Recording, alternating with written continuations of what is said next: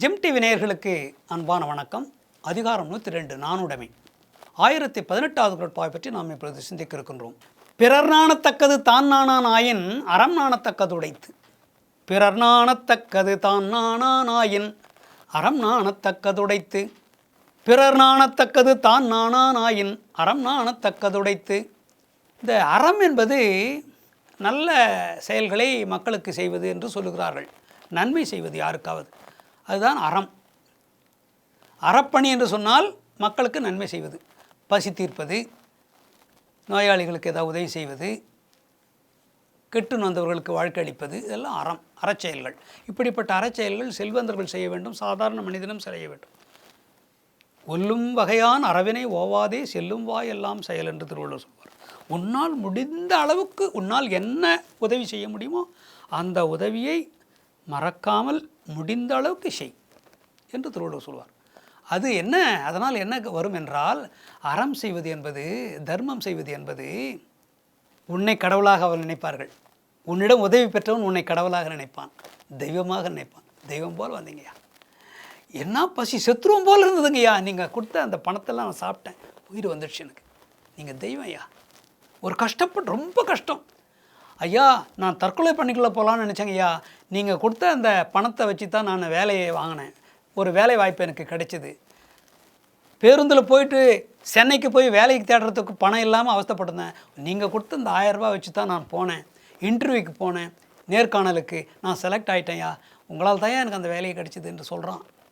அந்த 1000 ரூபாய் உதவி இன்றைக்கு அவன் ஒரு பெரிய பதவியில் உட்கார்ந்துருக்கிறான். இது சொல்லி காட்டுகிறான். அவர் கொடுத்த 1000 ரூபாய் கொடுத்தாரே, அதனால்தான் நான் அங்கே சென்னைக்கு சென்று நேர்முகத்தில் தேர்விலே வெற்றி பெற்று எனக்கு இந்த பதவி கிடைத்திருக்கிறது, வேலை செய்கிறது, நான் வளமாக நலமாக வாழ்கிறேன் என்று அந்த பணம் கொடுத்தவரை பாராட்டுகிறார். அது அப்படி அறம் செய்ய வேண்டும். அறமே செய்யாமல் வெட்கப்படும்படியான கேடுகட்ட தன்மானமற்ற செயல்களை எல்லாம் சிலர் செய்கிறார்கள். செய்துவிட்டு அதற்காக எந்த வருத்தமும் அடையவில்லை. மற்றவர்கள்லாம் சொல்கிறாங்க, ஐயோ அவன் செய்கிற தப்பு எனக்கு வெக்கமாக இருக்கியா. ஒரு அலுவலகத்தில் இருக்காங்க, ஒரு 4 கிளர்க் இருக்காங்க, எழுத்தர்கள். அந்த 4 பேரும் எழுத்தர்கள் தான். ஒரு எழுத்தர் தவறு செய்கிறார், நிறைய லஞ்சம் வாங்குறார், அல்லது தவறான பால் உணர்ச்சியெல்லாம் காட்டுறாரு அங்கே இருக்கிறவங்க கிட்ட பெண்களிடத்தில். இது மற்ற 3 எழுத்தர்கள் இருக்கிற கிளர்க்கு, அவங்க வெட்கப்படுறாங்களாம். இவனால் நமக்கு கெட்ட பேர் வருதுயா, இவன் லஞ்சம் வாங்குறான், அப்போ என்ன நினைப்பாங்க மற்றவங்க கூட, அவங்க கூட லஞ்சம் தான் வாங்குவான்னு அவன் நினைப்பாங்க இல்லையா, நம்மளையும் தப்பாக தான் நினைப்பாங்க. நம்ம வெக்கமாக இருக்குதுயா அவன் வேலை செய்கிறத பார்த்தா எங்களுக்கு.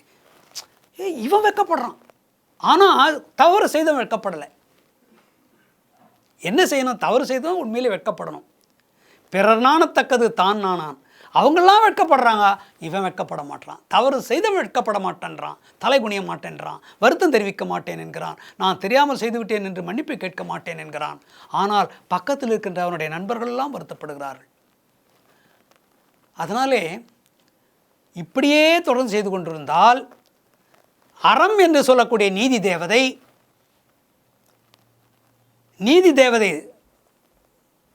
நீதிமன்றத்திலே நீதி தேவதனுடைய கையிலே தராசு கோல் இருக்கும்.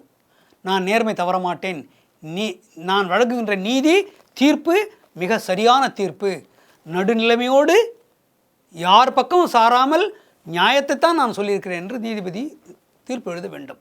நீதி தேவதை அப்பொழுதுதான் மகிழ்ச்சி அடைவாள். இல்லை என்றால் நீதி தேவதை கண்ணை கட்டி கொண்டிருக்கிறாள். ஏன்? சரியாக தீர்ப்பு சொல்லுங்கள், யார் பக்கமும் சாயக்கூடாது, உண்மை எதுவோ அதை கண்டுபிடித்து தீர்ப்பு கொடுக்க வேண்டும் என்று சொல்வார். ஆகையினாலே அறம் என்பது நீதி தேவதை, அறக்கடவுள் நீதி தேவதை. அந்த நீதி தேவதை கண்ணீர் வடிக்கிறாளாம். இவன் செய்கிற தவறு, இத்தனை தவறுகளை செய்கிறானே, வெட்கப்பட மாட்டேன் என்கிறானே என்று நீதி தேவதை வெட்கப்படுகிறாளாம், வருத்தப்படுகிறாளாம். திருவள்ளுவர் சொல்லுகின்றார், நீதி என்பது நீதிதான், அது ஒரு தெய்வம் அல்ல, கடவுள் அல்ல. கடவுளாக நினைக்கிறோம், அறத்தை கடவுளாக நினைக்கிறோம், மனிதனையே தெய்வமாக நினைக்கிறோம் இல்லையா. நல்ல மனிதர்களை தெய்வமாக வணங்குகிறோம், கோயிலை கட்டுகிறோம். நல்ல மனிதர்களுக்கு சிலை, உலகம் முழுவதும் சிலை இருக்கிறது காந்தியடிகளுக்கு. ஏன் அவருக்கு உலகம் முழுவதும் சிலை வைத்தார்கள்? நல்ல மனிதர், கடவுள் வணங்கத்தக்கவர், வணங்குகிறார்கள். ஆகையினாலே நீதி தேவதை மனசாட்சி தான் நீதி தேவதை, நடுநிலைமை தான் நீதி தேவதை, அறம்தான் நீதி தேவதை. அந்த நீதி தேவதையே வருத்தப்படுகின்ற அளவுக்கு நீங்கள் தவறு செய்யக்கூடாது. நீங்கள் தவறு செய்தால் நீதி தேவதையே வருத்தப்படுவாள். ஆகையினால் எப்படிப்பட்ட செயலை செய்யாதீர்கள். தவறு செய்தால் உடனே மன்னிப்பு கேளுங்கள். இனிமேல் நான் தவறு செய்ய மாட்டேன் என்று சொல்லுங்கள். அதுதான் மனிதனுக்கு அழகு. நீதி தேவதை அப்பொழுதுதான் மகிழ்ச்சி அடைவாள். இல்லை என்றால் உனக்கே அந்த நீதி தேவதை மனம் பொறுக்காமல் ஒரு நாள் தண்டனை கொடுத்து விடுவாள் என்பதை மனதில் வைத்துக்கொள் என்று திருவள்ளுவர் இந்த அரிய கருத்தை தெய்வமே வருத்தப்படுகின்ற அளவுக்கு தவறு செய்யாதீர்கள் என்று கேட்டுக்கொள்கின்றார். மீண்டும் நாளை சந்திப்போம்.